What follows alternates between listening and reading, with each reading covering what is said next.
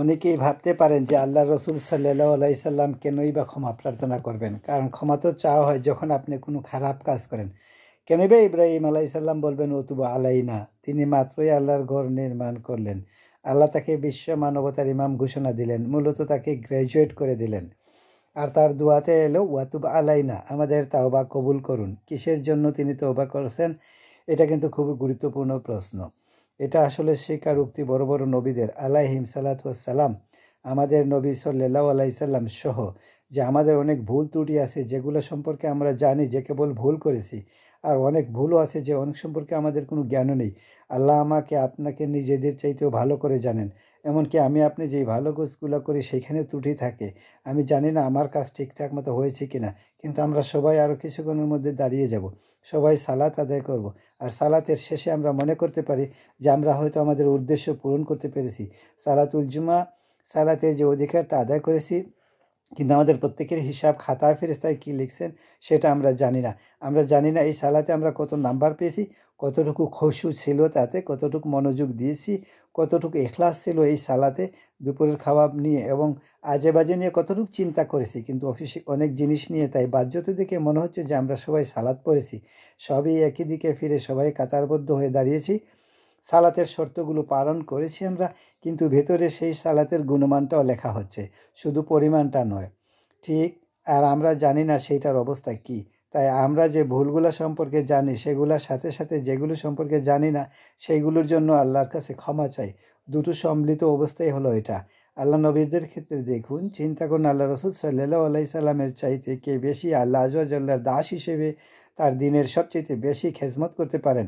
আলাইহিস সালাতু ওয়াসসালাম, কিন্তু তিনি নিজেও সারাক্ষণ চিন্তা করতেন শয়তান যথেষ্ট বুঝে না, হয়তো যা করছি তা হচ্ছে না, আল্লাহর কাছে আমার ক্ষমা চাইতে হবে, আমার সর্বোচ্চ সক্ষমতা দেওয়ার জন্য দিতে হবে, না খাওয়ার কারণে। আর আল্লাহ জল সর্বক্ষণ কোরআনে আল্লাহ নবীকে সান্ত্বনা দিচ্ছেন যে না না, তুমি ঠিক মতোই করেছো, তুমি যথেষ্ট করেছো, আমি তোমার উপর সন্তুষ্ট, তোমাকে চিন্তা করতে হবে না। কিন্তু আল্লাহ রসুল এরপরও শান্ত হননি, তারপরও তিনি আল্লাহর কাছে ইস্তেগফার করেই যাচ্ছেন। এই বিষয়ে আমি তুলেছি এই জন্য যে আমি এখানে কেউ যেন মনে না করি যেহেতু আমরা আপনাদের সামনে দাঁড়িয়ে বলছি তাই আমার এইসবের দরকার নেই। আপনাদের শুধু প্রয়োজন নয়, সবার মতো আমারও ইস্তেগফার দরকার। প্রত্যেকেই আল্লাহর কাছে কাকুতি মিনতি করে ক্ষমা প্রার্থনা করা প্রয়োজন। চলুন আমরা সবাই মিলে পদ্ধতিটা একটু লক্ষ্য করি, আমাদের প্রত্যেককে মানতে হবে যে আল্লাহ আল্লাহর কাছে ক্ষমা চাওয়ার আগে আমাদের কিছু পদ্ধতি অবলম্বন করতে হবে। তাই এই দুইটা আয়াত সূরা নিসার যে অল্প করে প্রেক্ষাপটটা হচ্ছে সেটা হচ্ছে এই আয়াতগুলো প্রথমে মাদানী যুগের, যখন নবী সাল্লাল্লাহু আলাইহি সাল্লাম মদিনাতে হিজরত করলেন তখন নতুন মুসলিম সমাজের একদম শুরুর দিকে নাজিলকৃত আয়াতগুলো, যেগুলো সমাজের আইন কানুন রহিত আছে, সেগুলো সবই ছিল মূলত সূরাতুন নিসাতে। যেমন সূরা নিসাতে নাজিল হয়েছিল উত্তরাধিকার সম্পর্কিত আইন, কিছু সামাজিক আইন নাজিল হয়েছিল, নারী পুরুষের পারস্পরিক মিত্রতা কেমন হবে, নারী পুরুষের মধ্যে শৃঙ্খলা আর নির্লজ্জতার শাস্তি সম্পর্কে বিস্তারিত আলোচনা হয়েছে। এইসব কিছু গুনাহ আর কিছু বড় পাপ যেমন এনার আলোচনা করা হয়েছে।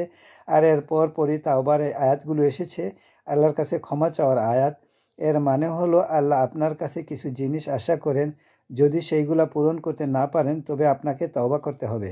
আমি সেই আয়াতগুলিতে ফিরে আসছি, কিন্তু তার আগে কয়েক মিনিটের জন্য অন্য কোথাও কিছু বলতে চাই। দেখুন, আমরা সবাই গুনাহগার, এর কোনো ব্যতিক্রম নেই।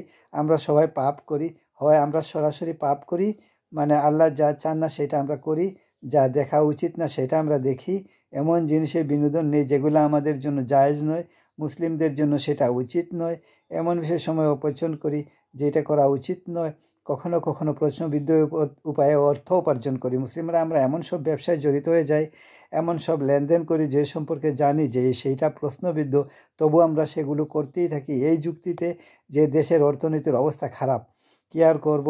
তাই এই ভেবে আমরা পরিবারকে খাওয়াতে হবে, এগুলা জায়েজ করতে আমরা প্রচুর অজুহাত দাঁড় করাই, এগুলা ব্যবসায় হোক বা নাই হোক।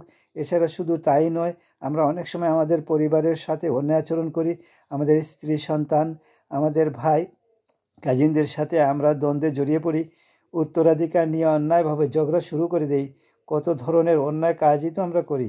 আর আমাদের দৈনন্দিন জীবনেও আমরা সহজেই রেগে যাই, মুখের ভাষার নিয়ন্ত্রণ হারিয়ে ফেলি, বাজে শব্দ ব্যবহার করি, একে অন্যের গীবত গাই, আমরা মিথ্যা বলি, ছোটোখাটো মিথ্যাকে গুরুত্বপূর্ণ মনে করি না।